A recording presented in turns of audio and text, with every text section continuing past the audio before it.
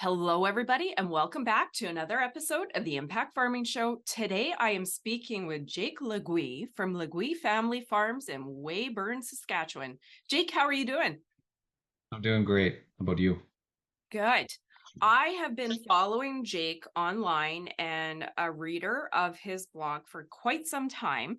So I am super excited to have you on the show, Jake. We're going to talk about a lot of good stuff and really the idea to keep this episode together. The central focus is your talk that you've done a few times, and I know you're going to be speaking about it a few more times this winter, is don't tell farmers how to farm. I like it.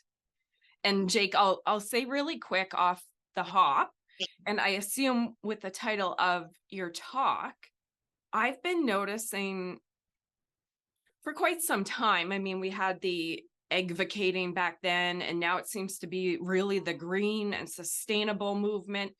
In the last 6 months to a year, it seems like farmers, green, we need to tell them how to farm. So I assume that you're noticing the same trend out there. Yeah, it's quite frustrating, discouraging, and concerning, I guess. You're right. We went from this period where we talked a lot about GMOs, fertilizers, modern agriculture and pesticides and all of that. Those were all the big things, 5, 10 years ago. And we were trying to talk about why we needed those products, how we make decisions, the fact that we have choices in what we use in our farms and we choose to use these products. But in the last few years, of course, the ground has shifted under our feet, and now all of a sudden we're being forced to talk about climate change and green initiatives, and all of that stuff is lumped in with this, but it's under a different lens. And while there was lots of concern about losing products, products being banned in the past, it never felt as close then as it does today, especially in the light of what's gone on in Europe with the farm to fork strategy, which is a colossal catastrophe. What's gone on in the Netherlands with, realistically, literally taking farms out of farmers' hands.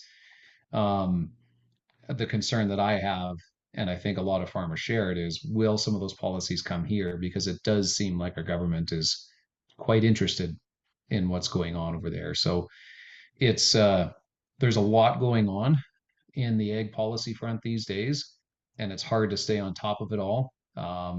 And it's also hard sometimes to know which pieces to share and which part of this, we even necessarily agree on the fundamentals of in the first place.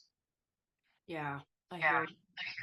Okay, I realized I was so darn excited to just jump right in and get to the meat and potatoes of this that I forgot to give you the opportunity to tell our audience. Let's step back because you're here and this is what we're talking about. But your journey and being on stage at farm shows didn't start yesterday, didn't start a month ago. Can you share? Let's talk about who you are, your family, all of that good stuff, and then talk about your blog, when you started it, why you started it. We'll go back a little bit, and then we're going to hop right back to what we just spoke about. Do it a little bit backwards, but I think that was a, a good chat to set the scenario. But can you tell us really who you are, what you do, and why you're doing this? And then let's get to the critical issues right now. Sure. So I'm a farmer from Weyburn, Fillmore area of Saskatchewan, so southeast part of the province. We're a third generation family farm. Farm with a variety of family members, a couple of siblings. My dad is still very involved in the day-to-day operations of the farm as well. As along with my wife, three young sons. We farm about 16,000 acres, so we do have some non-family staff as well. To us, they're like family. And then, so we grow canola, durum, spring wheat, large green lentils, and flax. We've tried a variety of other crops over the years, but those are kind of our mainstays. Um, and then, so I guess what kind of started me down this path is when I went to university back in 2006, which is feeling longer and longer ago all the time here. Didn't seem like that long ago, not very long ago, Yeah. but here we are. Um, when I was in university, farming was really tough, right? In the early 2000s, nobody was going farming. I didn't want to go farming. I I didn't think that there was a future in it. And it certainly didn't look like there was. Land prices had been the same. They're the same in 2005 as they had been since, 1985. So it wasn't an exciting place to be. It wasn't talked about in the media. It was generally an ignored sector. So when I went to university, I think the first agriculture class that I took, I just remember this professor asking, how many of you plan on going back to the farm? And I swear there was less than half a dozen hands in the whole room that went up. And by the time I graduated in 2010 with a degree in agronomy, during that time I did decide to go to return to the farm. I swear a half of that class put their hands up. Like it just changed so remarkably in such a short period of time because of commodity prices changing, because people saw a future in agriculture. And we went from being this forgotten little industry to all of a sudden being at the forefront. All of a sudden, everybody's concerned about population growth. How are we going to feed everyone? Concerns over genetically modified varieties and pesticides, like all of that stuff just blew up over the course of a few years. And I remember, talking with a lot of my friends at the time, like, I really don't like the way we're being portrayed. I don't like the way that people think about farmers. I don't like that they seem to think we just flog all this stuff on without any thought as to the economics of it, or do we need these products or anything like that. So I had that kind of in my head. And then we went through some pretty tough years when I first started farming. We were flooded out really bad in 2010 and 11. So right when I returned home. So there was two reasons that I started writing. One of them was I was upset about the way it was portrayed, and I thought maybe I could write something about it. And the other was maybe I could just vent a little bit about some of our weather challenges, and maybe there's a little bit of a therapeutic benefit to the writing process. So those were the two things that got me going on writing. And I just quietly wrote in my little blog for quite a while, um, working through some of those things. And over time, I gradually started to shift to writing more about bigger ag issues, why we grow GMOs, why we use pesticides and fertilizers, why we make the choices we make.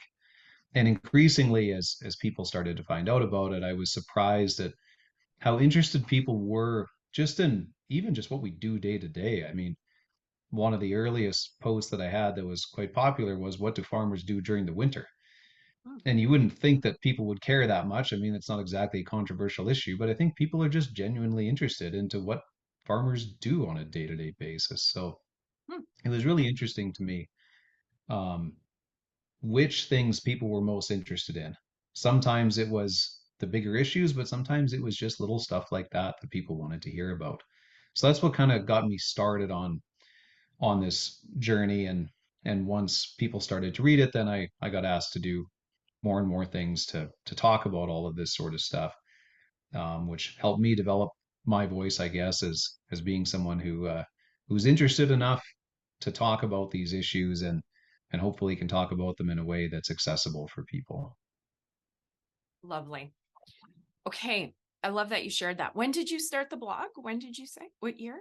Or how many I years started ago? writing in 2013, so Okay. we're coming up on 11 years, I guess. But I was pretty quiet about it for the first little while. So Nice. It's funny, your story. It made me think of something too. I took ag diploma, University of Manitoba. I never talk about this. It's like it seems like yesterday, just like you said, but it's so long ago. yeah. And myself and my husband, we wanted to be beef farmers. BSc hit, and then we're like, oh, guess we're not farming. So then we worked, and of course things turn around and slowly started farming, and now we're cattle farmers. But when you were saying your story, I'm like, that's interesting. That brought me back a little bit.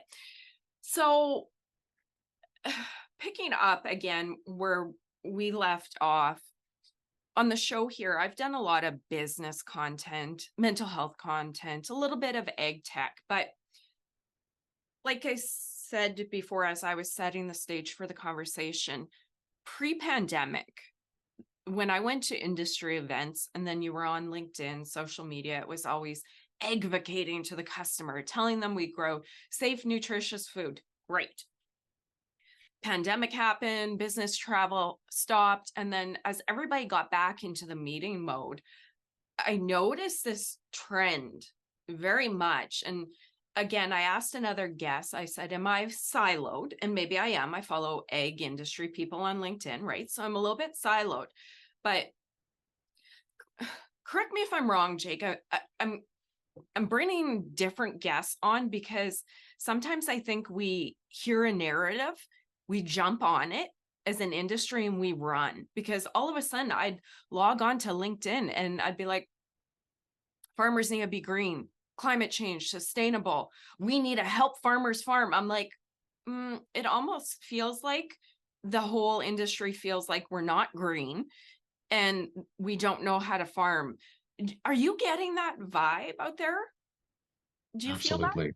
Yeah. Okay. Absolutely. Yeah, Okay. I completely agree. We're It's getting it. weird. I mean, we're getting it from everywhere, right? It's Yeah. not just from governments. We're getting it from food companies and stuff like that too, where they all need to prove how green they are by helping us somehow. But of course, none of them have any idea how they're going to help us. You want to hear something, Jake? I'm not going to name the person, but where it really made me a little bit alarmed was COP28, right? That just happened in Dubai. I was following one individual. I'm like, that's interesting. Okay, farmers already do this, but that's great. You're going to help us do this. And maybe I come off defensive, protective of our industry, but I am concerned for various reasons. But the individual that popped up, I'll leave the name out, chief sustainability officer for a really big drink company, did a video from Dubai talking about how they're going to help farmers farm sustainably. And that's the future, and sustainable finance for farmers. I'm like, what? What? What? Okay, I'm hoping this is just the flavor of the day, but it was a little bit concerning. And ooh, I'm gonna just open a can of worms here, but I think we need to have courage to speak up and defend ourselves, because this individual from a very big drink company, I'm like, okay, we're talking about sustainable. Why is it the farmers? Why are we the poster child? Sir, that was posting on LinkedIn, you could really help in this sustainable movement. Why are we talking about farmers? Why don't we talk about your industry? So anyways, it was just more than a little bit alarming, and that wasn't the only post. And it's like farmers, farmers, farmers. So when I started to see this, I'm like, that's it, I need to have Jake on. He's somebody that's speaking up. So I know that's long-winded, but I'm glad, and I know I'm not the only one noticing that, going all of a sudden, wait a minute, nobody cared about us, then they did, now they really do, right? Yeah, yeah. I think you touched on this, and I think it's a good point, is that the growing of the crop, the growing of the initial product, which is a raw commodity, is the only part that we have any control over. As soon as we unload it at the grain company, at the terminal, whatever, we're done. So everything that happens to that product after that is completely out of our hands. The transportation, the processing, the shipping, all of that. So our part of producing that food product is extremely small, realistically. But we're looked at as this, because people know farmers, right? I mean, I've got a dozen children's books here in my house that my kids read, and they've all got their little red barn, and they've got 15 different animals on the farm and little cabless tractor and all that. And we know that farming hasn't been that way for a long time, and thank God for that, because all the farmers, including my grandparents that farmed that way for a long time, it was pretty tough sledding to make a living at it. So we don't want to go back there, but most people still think that's where we are, or at least that's where they'd like us to be. So I think what a lot of these companies and governments and NGOs are doing is they're using that nostalgic lens through which to make themselves look good and show that, oh, we're helping out these little farmers that need us, and the reality is we don't, and we're a lot better off if they just leave us alone. And I've had conversations with people about that, some of them involved at a political level. And there's this desire that they've got to come in and show us how to do things better. We can't be left alone because we won't do the right things. And I would say that history would show that that's a completely incorrect view, but it's very difficult to convince them of that. Yeah. And I'm glad you think the same way. Sometimes I worry, I'm like, am I in a silo? But I've heard enough that it's like, you know what? Maybe let's get ahead of this, because I think, again, our narrative, our industry, our narrative, our story is being grabbed. So it concerns me. And Well, I seen some of those posts. I'm like, wait a minute, this is a bit of deflection here. And not that I'm going to go, you need to be, because I don't believe that. Like, let farmers farm the best that we can, because we do a great job. Yes, we can improve. But I'm like, what's going on here? yeah, like fix your own problems as a company. Don't come in and try and use us to make yourself look better. Talk about the things that you're actually doing Yeah. on your company's end of things. Don't loop us into this. We didn't ask for this. Yeah. Okay. I'm glad I'm not the only one. And that's a bit of a can of worms. But if you are, if you're going around giving the chat, don't tell farmers how to farm, I assume you share the same feelings as I do on that. Yeah, well, I guess it wasn't the first time, but one of the times I shared that message, it was at a conference it was called Unconventional Ag in Minneapolis a year ago. And this isn't really a place that farmers go. Like this is more of an industry conference, and they asked me to keynote it because the organizer of the conference, kudos to them. They said we've kind of ignored farmers on a lot of this stuff. We keep having all these food companies come up here and talk about what needs to be done to produce more sustainable food, but we don't actually ask farmers to come. But you see all these food companies there, and after my presentation, because that was the first one of the day, there were so many of them talking about, oh well, we gotta shift to this, and we gotta be using, cellular meat, and we gotta be, you know, like plant-based meat products and all that sort of stuff. And I'm just sitting there thinking, why? Why would we do this? I mean, yeah, there's some benefits to me as a pulse crop producer in doing that, but I would rather have a thriving livestock industry than that. So it's like the industry gets these ideas and then they all just feed on each other and they just keep pushing the same thing over and over again. We've seen that with livestock and how they just keep getting drugged through the mud on this, and we know that it's not true, that cattle are great for the environment and so other types of livestock, but yet we can't seem to get past this same message that keeps coming through. I hear you. I hear you. I hear you. Okay. There's so much I could talk about there. um, why don't we, you're busy writing, farming, working with organizations, politicians, trying to get the good message out there. I want to get your feedback on some of the most alarming things that you see policy wise that will affect our ability to farm. Do you want to switch gears and uh, talk about some of those issues a little Sure. bit? Okay. Yeah. So do you want to talk? Let's start with fertilizer reduction. There's three I want to pick your brain about. Is the fertilizer reduction, Bill 234, C 234, and then climate change. Do you want to Sure. start with fertilizer? Yeah, sounds good.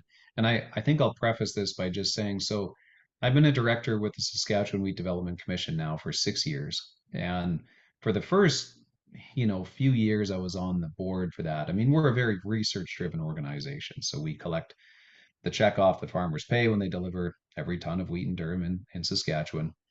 And we mostly invest that into varietal development, agronomy, and market development. We've always done advocacy work with the government, but what's interesting is that part of our meeting agenda has absolutely exploded in the past couple of years. Like it used to be, every couple of meetings we'd have a half hour discussion on some advocacy stuff, the stuff that was concerning. And now I swear it's half our meetings every time. There's so much stuff coming from this government of things that they want to change, things they, want to quote unquote improve. Um, that's really concerning. And this sustainable fertilizer strategy is just one of them. I mean, initially, of course, there was some rumors, and it looks like those have been verified that there was a goal to make this a mandatory 30% nitrogen fertilizer use reduction. They backtracked on that pretty quickly, thank God. Then honestly, I think the reason for that, and you can take this as a good news stories, I do. The reason that they backed off on that was because the industry, not just the industry, the public pushed back. We were getting interviews, I spoke to the Financial Post, like we were talking to the right organizations, the newspapers, the, CBC, CTV, the media that we don't typically get a lot of help from on a lot of this stuff. We got help on this one. And the government, I think, was surprised at how firm the pushback was. And so thankfully they backed it off to this voluntary, 30% emissions reduction from nitrogen fertilizer. But I honestly, I mean, this isn't going to take us anywhere. It's not going to work. We don't know where we are right now for emissions. We don't have a good enough database. We don't know how to get to where they want to go. We don't know. We don't even really have, like, despite all the years and all the studies on enhanced efficiency fertilizers, we still struggle to understand when exactly they work. And unfortunately, the economics of them haven't been very strong to the individual farmer. If they were, we would use them. They do decrease emissions, but they don't decrease them enough that it actually allows us to reduce our application rates. That's at least where the research seems to be pointing to right now. So that means we need basically taxpayer dollars to help. If they want us to reduce emissions, we can't be asked to bear the burden of that on our own. And unfortunately, that's kind of the way things have gone so far. The government has put out some programs, like their off-calf program to try and subsidize the cost of some of these products. But the amount of money that we're talking about on a normal large-scale grain farm, it just doesn't add up to enough to really move the needle for us. So, you know, there you add that into the fact that we don't have good data to start with, the strategy is not going to work. If we're going to go to 2030 and reduce emissions by 30%, we need a complete sea change in how we're developing data on emissions, and it needs to start tomorrow. And we're just not doing that. There's some living labs works going on. Not enough of it is spread around the provinces. I mean, we forget how big even just Saskatchewan is. We are a giant province with a huge area of different soils. We just don't know enough about all of this to be able to predict what emissions are going to be. So the strategy is not going to work. And my concern is, okay, we get to 2030, we haven't actually done anything to reduce emissions because that's what's going to happen. What are they going to do? Mm. At that point, does it become mandatory? At that point, do they start saying, okay, well, you guys didn't do this voluntary thing, so next year it's a 10% reduction. The next year after that, it's another 10. We're going to work our way to 30%, whether you like it or not. That's what concerns me. They can talk all they want about it being voluntary, and it might be voluntary now. But what concerns me and a lot of farmers is, when will it stop being voluntary? Yeah. Yeah, exactly. That is one of the reasons I've decided to broaden our conversations on the Impact Farming Show, because at the end of the day, and I've said this in a different angle with mental health, for a while I was doing a lot of transition planning. And then there was a large portion of farms in Western Canada that were in drought. I'm like, okay, this is not on mark. If there's farms that aren't even taking a proper crop off, I'm pretty sure they don't care about transition planning. They care more about surviving financially to the next year, right? So I pivoted, included a little more mental health for our industry because we had to. And now I'm going, wait a minute, transition planning. At this point, it's important and we need to. But I think policy is one of the most critical things that all farmers need to be aware of right now and gain ahead of it and stepping up and saying, yeah, no, this is really how it works, right? Yeah. And Yeah. I mean, on our farm, our vision is to build an enduring business for the fourth generation. Yeah. We can't do that if we don't have a good policy environment. It, we can't protect ourselves against that. There's a lot of things we can do to protect ourselves against weather and markets and all those sorts of things. But government policy is an enigma that we can't touch. Here we go. Okay. Fertilizer reduction. That was fantastic explanation. Thank you, Jake. Do you want to talk about carbon tax? You wrote a great article just the other day. I read through it. Do you want to share your thoughts for other farmers and really just share your thoughts on it and share your thoughts? Whether it's a farmer watching this, an industry person watching this, or even if you were talking to some Joe Blow on the seat in the city, pardon me, in Saskatchewan or Winnipeg. Share your thoughts on carbon tax. Sure. Yeah. I mean, I have been unsupportive of the carbon tax ever since it was first introduced by our federal government. Um, there are some economists who claim that it's the most effective way to reduce emissions because it's market driven. But of course, it's not market driven because we have 100 other taxes that we're paying. And this one's just one small piece of that. You know, and at 30 bucks a ton, 50 bucks a ton, it's expensive and it's annoying and it costs everybody more money for everything that they do. But it's still not really enough to change behavior because, for first of all, you know, it's not really enough. And second of all, we don't have alternatives. That's one of our biggest problems, especially in agriculture, but even just as a Canadian society, we live in one of the coldest, most sparsely populated countries on the planet. I don't understand why our government never talks about this. There is no way we are going to be more emissions friendly than any other country in the world, except for maybe Russia. We just have too much going against us. We have to drive a long way. It's cold, it's windy, and it might not feel that way in southern Ontario a lot of the time because there's a lot more population there. But out here, electric vehicles, wind and solar, all of those sorts of things are not good solutions for us. So, right from the top, the carbon tax is not going to incentivize the behaviors that the government thinks it's going to incentivize. All that it does is just cause people pain. And pain means that they spend less money on everything. And unfortunately, that also includes food and what comes first out of your budget, more expensive food, which is almost always the healthier option. So you you know, the cascading effects of making people poorer is just it's just mind-bogglingly bad for both the economy, for people's health.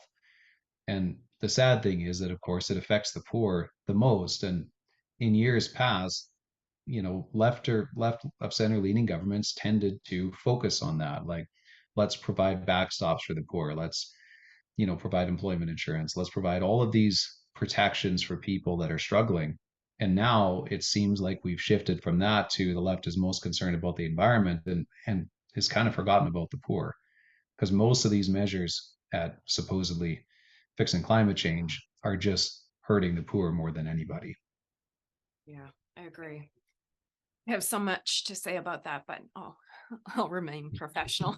Yeah, we could probably talk all afternoon about that one, but Yeah, yeah, it's you did a great article on the carbon tax. And if you're watching, I encourage you to go check out Jake's blog. It's a year in the life of a farmer, right? yeah.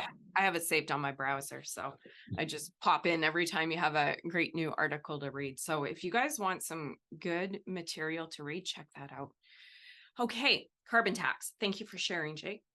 Now, let's round out the conversation and talk about climate change. I know we've chit-chatted throughout our conversation already. Everybody's like, climate change, end of the world. Farmers got to get on board. Do you want to share a few of your thoughts on that? Yeah, and I mean, I don't think it's, you know, what I try to stay out of these days is arguments about whether climate change is real or not. I think what individuals like Bjorn Lomborg, who have written some great work on climate change, what they've done is basically, okay, here's what the United Nations, what the Intergovernmental Panel on Climate Change says is going to happen. We're going to see X degree temperature increase by 2100. Well, what does that actually mean? What is that going to do? Is it an emergency? And the answer to that is no, it isn't. We keep ratcheting up the rhetoric on climate change. It started off as global warming, then it's climate change, now it's a climate crisis and then the climate emergency. And all all of that extreme language is so unnecessary. And all it does is scare the hell out of people. We're telling children in school that they're not going to live to see their 30th birthday, and then we're wondering why we have a mental health crisis amongst Amen. young people. Yeah. We're wondering why people aren't having children anymore. It's because they think that there isn't going to be a world tomorrow. And we keep drumming this message into people over and over and over again. I just saw an advertisement. Well, we had a hockey game on yesterday about from the government of Canada about the climate crisis, and they've got a web page devoted to that. And it's like, you guys, this is so political what you were doing. You were trying to scare people into voting for your party because you're the ones who are claiming to do the most for it. But all that we're really arguing about in this, and this is where we have to get to as a society, is there's trade-offs in everything that we do. We have to figure out the return on investment for each dollar that we're putting into the different programs that we're putting them into. The cost of trying to adapt to climate change isn't actually as high as we're being told that it is. So let's say that the IPCC projections are right, and we're going to go up 7 degrees Fahrenheit by 2100. The world will adapt to that. We've adapted to, some temperature increases over the course of our entire civilization. Some pretty extreme changes, actually, and things have turned out just fine. I mean, look at the Netherlands. We've got a country that's realistically shouldn't be able to have agriculture at all. I mean, most of it should be underwater, but because of some pretty genius flood control strategies, they're one of the top 5 agri-food exporters in the world. We can do a lot with innovation, adaptation. There's a whole bunch of work going on in geoengineering that could actually eliminate the entire problem by scrubbing CO2 out of the atmosphere. Some of this stuff sounds a little bit pie in the sky, but it isn't as much as we think it is. And all that we're really arguing about in this entire thing, anyway, is reducing the rate of temperature increase by like 1 degree. Mm. Like instead of 7.5, we'll reduce it to 6.5, maybe 6 if we get really extreme. It's still going to go up. There is nothing we can do without completely destroying the economy of our planet that is going to stop climate change from happening if you buy into the UN's projections. So does that mean we don't do anything? No, but it does mean that we should maybe be a little bit more thoughtful about where we're putting our dollars. The best return on investment that we could do for our fellow human beings is invest in clean water infrastructure in poorer countries on the planet. Um, Invest in agriculture. I mean, for the first time since 1950, the absolute number of people in extreme poverty is increasing, not decreasing. We're still making progress on percent of the world's population. It's still going down, but not as much as it was. And the reason for that, the primary reason for that, from the World Food Program, I went to a meeting with them back in September, is lack of access to fertilizer in poorer countries in the world.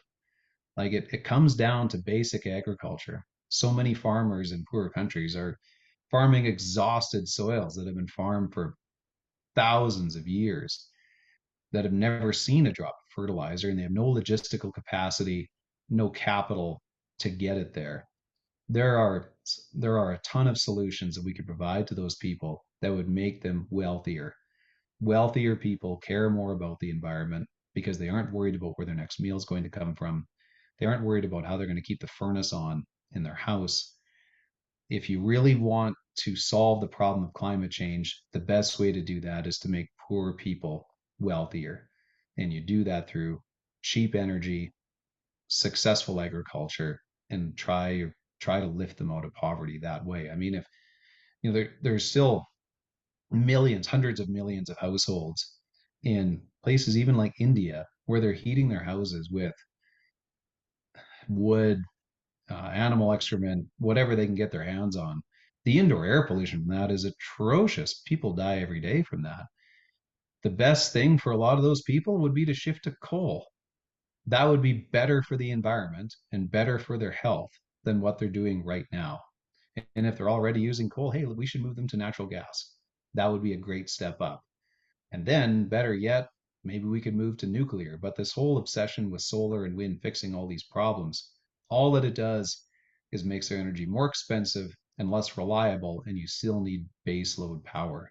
So the solutions that we've come up with to supposedly reduce the rate of temperature increase by not very much aren't really helping anybody at this point.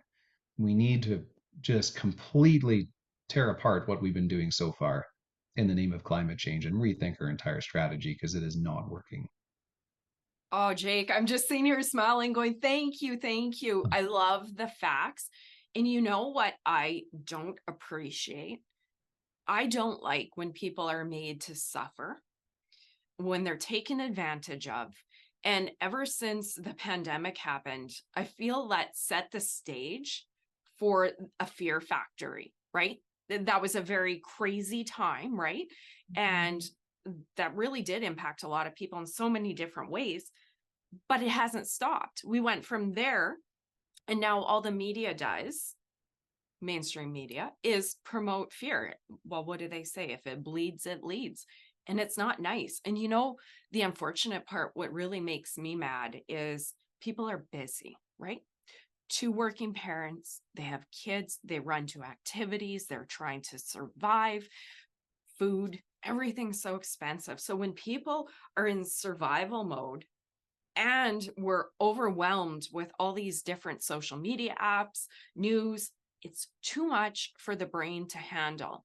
And of course, when one narrative's being pumped by media, that's all they hear. And nobody can dig into the facts that you just shared right there. Common sense. Yeah, that's such a good point. And people are overwhelmed. And where are we supposed to go to get good information on a lot of this stuff? It feels like there isn't anywhere a lot of the time. What I think is so interesting is I there's a subject that I've been presenting on a couple of times. I call it the miracle of incremental progress, right? Like we think when we look back at great change that it happens by revolution, like great leaps, overnight success. But of course, that's not how it happens. We all slowly work our way towards where we want to go through a grinding wheel of just incremental change. And we've done that as farmers, we've done that in agriculture, and we've done that as a society. And when I lay out all of the progress that we've made on childhood mortality, on actually on emissions per person, environmental targets, wealth, happiness, we have done so much as a species to change the world, to change our, ability to make a living within it. We have more time than ever. When I share that perspective, I get these responses like, boy, what a nice fresh perspective that is. And I'm thinking, that's really unfortunate that you think that, because these are facts and statistics. They're out there. This is what has happened. This really isn't a fresh perspective. It's just nobody's talking about it. Nobody's telling anybody about it. We don't hear it from our media. We don't have anywhere to really read about it unless you go out and buy books from authors like Matt Ridley or Steven Pinker. If you There's a lot of good news out there, but we have to go and find it. And in a society like you just mentioned, where everybody's overwhelmed and stressed and overtaxed and out of money, there just isn't room for that. Yeah, I hear you. There is a book, and I'm trying to remember the name of it. I think it's Factfulness, something to that effect. And very similar to what you just said, they did a huge study, and everything in the world is actually better. Everything. Yeah. Like mortality's dropped, safety has dropped, or safety has increased because we hear all about people being kidnapped. Like everything, and it's so much. But the world's Mm-hmm. actually a better place. Ask anybody in this world. I bet you if you stopped 100 people on the street and said, is the world better today than it was 50 years ago? They'd be like, no, no. I guarantee you. I'd put money on it, actually. I would too. Yeah, I completely Yeah. agree. Yeah. Yeah, the best book that I ever read on this, and I think it's about 15 years old now, is The Rational Optimist by Matt Ridley. When I read it about that long ago, it changed my life because it's just chock full of how we got to where we are, and all of this progress that nobody seems to know about. He's a great person to follow for just some generally good news about where we are and what we've done. And it's not putting the blinders on. This isn't, ignoring the bad. there's lots of bad out there, but there's way more good than bad. Yeah. Amen to that. Okay. We covered the three top ones that are top of mind for many farmers. Is there anything else that's keeping you up at night that you want to add to this conversation? Well, we talked about it a little bit before, but what's been going on in Europe with the farm to fork strategy, I really want to put a nail on this one because they're being driven by NGOs, by ideology to push a narrative on agriculture that is just completely wrong. I mean, their sustainable use strategy on pesticides, their the entire farm to fork strategy is increasing organic acres, decreasing fertilizer and pesticide use. There's a whole bunch of social goals that go along with that. It's it's quite extreme what they're trying to do, and then you see it taken to a real extreme, like has happened in the Netherlands, where the government is literally buying farmers out and telling them you can take it, or we're just going to take it anyway. It's incredibly draconian, and it's pretty shocking that this sort of stuff is actually happening in modern democratic societies. I wouldn't have thought that we would go back to something like that. So, when I look at some of the documents that came out from our government on their fertilizer use reduction strategy, um, with some of the changes they're making at the pest management regulatory industry, which on the face of it look like they could be positive, but I'm just skeptical of everything that's going on these days that the government has been doing. I have some serious concerns that the government is following Europe down this path, and it's not going to be better for the environment. All that we're doing is taking tools away from farmers, taking their freedoms away, and making it more difficult for us to do the job that we're best at. I mean, you know, just to take a second on the transition to no-till back in the 80s and early 90s. You know, I dad told me this story recently. I think it's pretty funny. Like 1991, grandpa goes on a holiday for a few weeks before seeding, and dad just goes and buys a no-till air drill. And of course, these are cultivator sweeps. Like compared with today, it's not exactly no-till, but at the time, it was pretty revolutionary. And grandpa got back, and he's like, "Well, that was pretty dumb." He was just like, "What'd you do this for?" Of course, dad said it'll turn out. Just wait and see, and it did. And a few years later, he made the upgrade to the Concorde and had a real no-till air seeder. And of course, this transition, talk about incremental progress. It took a long time to happen across the prairies, but nobody from the government came to anybody's farm and said, "You guys have to stop doing what you're doing. You have to stop this tilling thing. You got to go to no-till instead." There were no regulations introduced. There was groups that started up, but they were, volunteer organizations that encouraged farmers to try this out. Here are some tools that work. You needed a number of things to come together at the same time. You needed better seeding technology, you needed cheaper herbicides, you needed more crop options, and you needed a desire for change. Until all of those came together, no-till was never going to take off. But once it got going, once it got rolling, it was an unstoppable force that changed the face of Western Canadian agriculture. And it happened because farmers made a rational business decision that just so happened to be the best thing for the environment. That isn't always the case with farming, but it usually is. We can look forward to spot spraying technology and, all the sensors and artificial intelligence that's going to let us do a better job of being more precise, at giving our crops what they need when they need it. We're going to continue to get better at this. We don't need anybody from the government or NGOs or anywhere else telling us how we should do things. We are small business people that are incentivized to do the best thing for growing our business for the future, to providing a future for our own children, because farming, as you well know, is a generational business. It's something that we take what our grandparents did, we take what our parents did, and we take the next step, and we keep moving forward. The only way the process works is if we have the freedom to be able to evaluate the options out there and make the best choice for our businesses. We can't have government stepping in and saying what we can and can't use, because agriculture is just too hyper local. What works for me 5 miles down the road might not work, and it's not even necessarily because of a soil difference. It might just be a financial difference. The farm down the road might be a fifth generation, we're third. There's cash flow differences there. There's equity differences. It's just the way it is.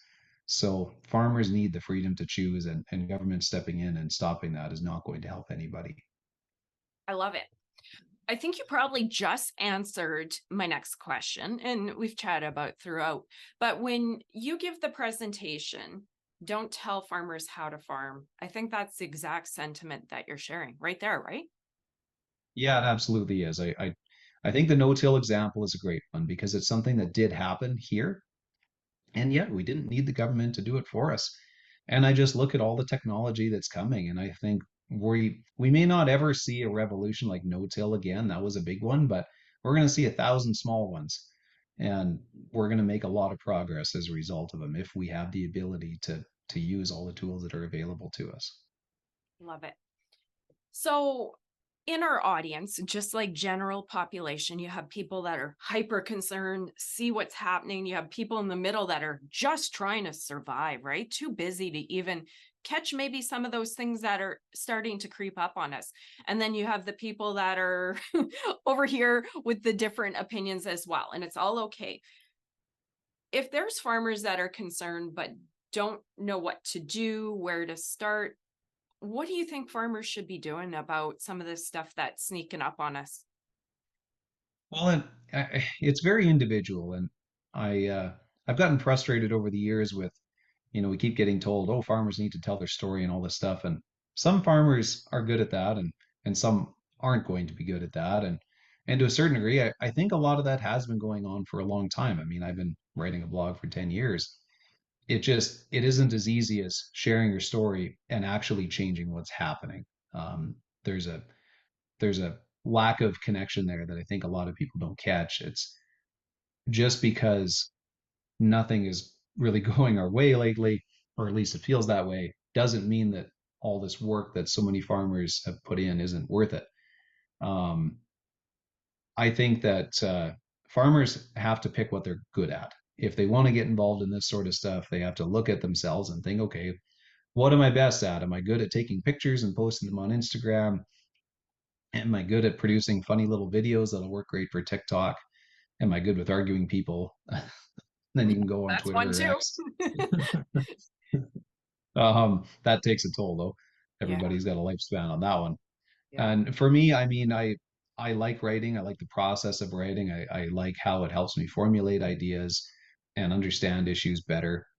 There's a therapeutic aspect of it.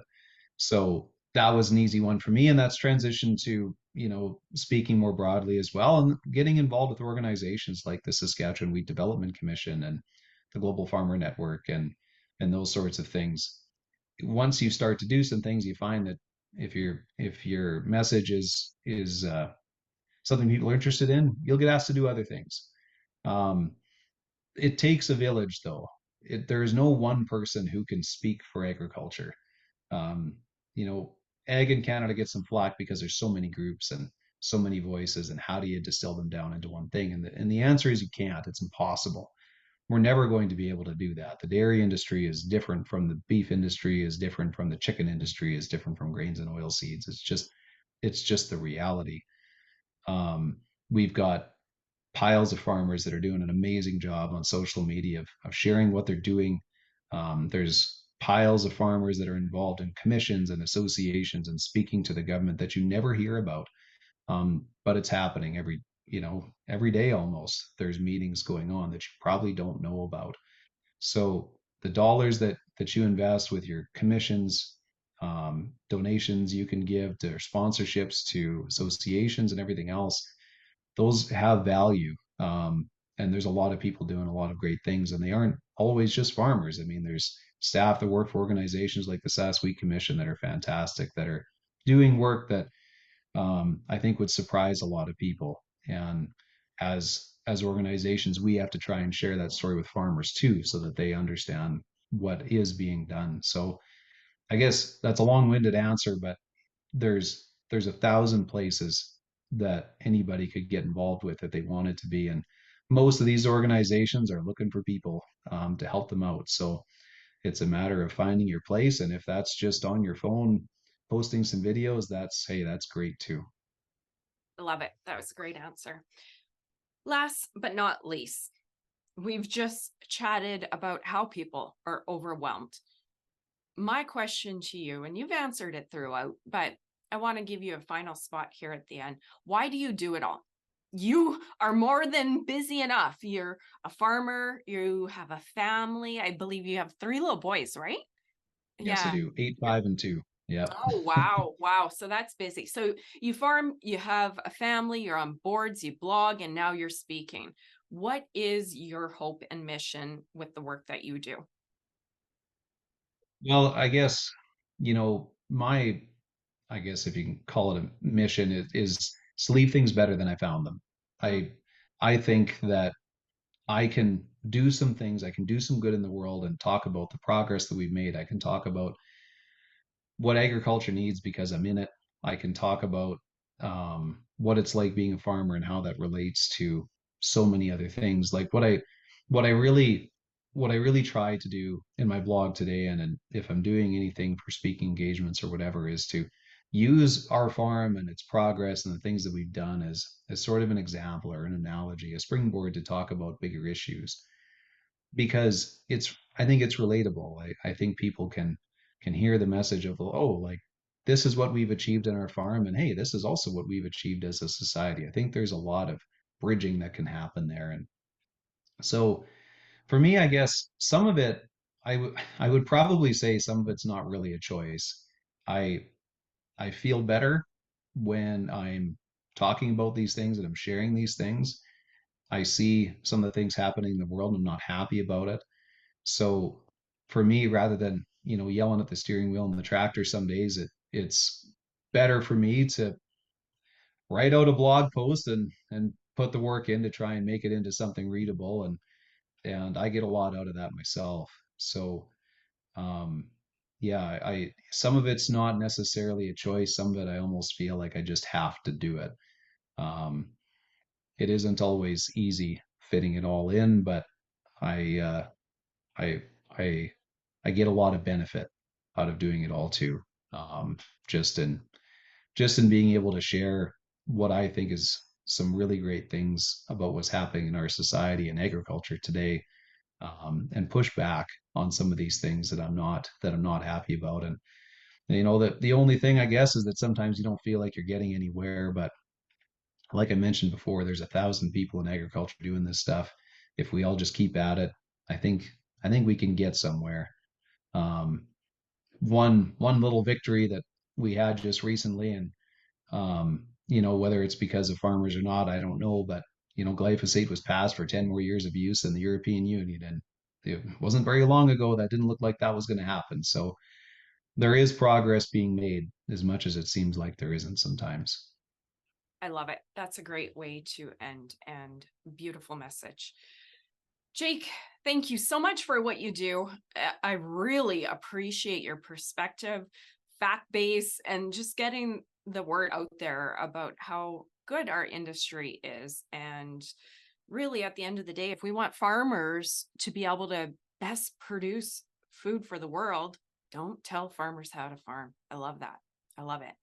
If somebody's in the audience and they want to connect with you, follow you on social media, find your blog, hear you speaking, how can they do so? Yeah, so I'm pretty easy to find. I'm on LinkedIn and X, I guess. I got to get used to calling it that. Um, and Instagram, I guess you can just follow me with my name, Jake Leguee. Um, or you can go to thelifeofafarmer.com and you can find my blog there. And I have links to my blog and my social media pages as well. So that's how you can find me, and don't be afraid to try to connect and reach out. Happy to talk to anybody about agriculture. Wonderful. Jake, thank you so much for your time. I really appreciate it. Thanks for the opportunity. It was a lot of fun. My pleasure. You guys in the audience, I hope you love this episode as much as I did. Please like it, share it, and get it out there because this is a perspective that everybody in our industry needs to hear. So thank you for tuning in, and we'll see you next week. Bye, guys.